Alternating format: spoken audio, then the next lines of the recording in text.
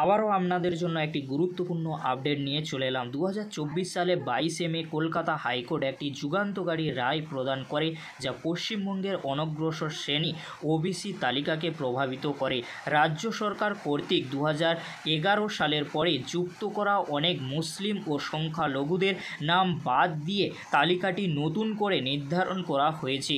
এই রায়টি শিক্ষা, চাকরি এবং অন্যান্য সুযোগ সুবিধার ক্ষেত্রে ওবিসি শিক্ষার্থী ও প্রার্থীদের জন্য ব্যাপক প্রভাব ফেলবে। কলকাতা হাইকোর্টের রায়টি পশ্চিমবঙ্গের সরকারের জন্য একটি বড় ধাক্কা।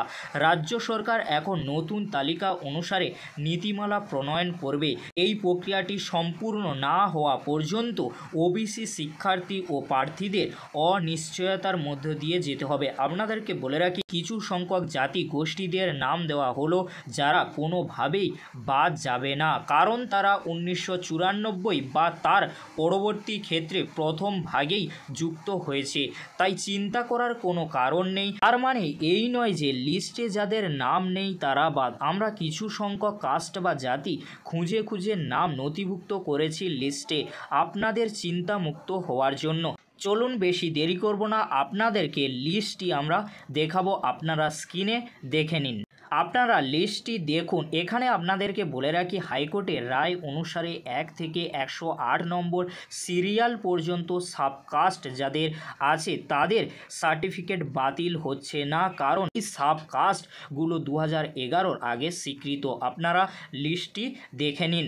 এবারে আপনাদেরকে বলে রাখি, তবে 2011 পর যেসব সাবকাস্টকে ওবিসি লিস্টের আওতায় আনা হয়েছিল, অর্থাৎ সিরিয়াল নম্বর 109 থেকে 180 পর্যন্ত, সেগুলো বাতিল থাকছে। অর্থাৎ 109 থেকে 180 পর্যন্ত আপনারা ভালো করে লিস্টটি দেখুন।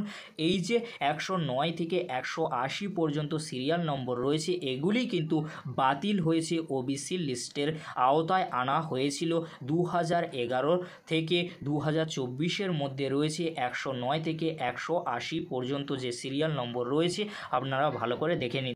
এই ছিল গুরুত্বপূর্ণ আপডেট। যদি আপডেটটি ভালো লেগে থাকে লাইক, কমেন্ট, শেয়ার ও সাবস্ক্রাইব করতে ভুলবেন না। এরকমই গুরুত্বপূর্ণ আপডেটগুলি সবার আগে পাওয়ার জন্য প্রতাপ একাডেমি কোচিং চ্যানেলটি সাবস্ক্রাইব করে রাখুন।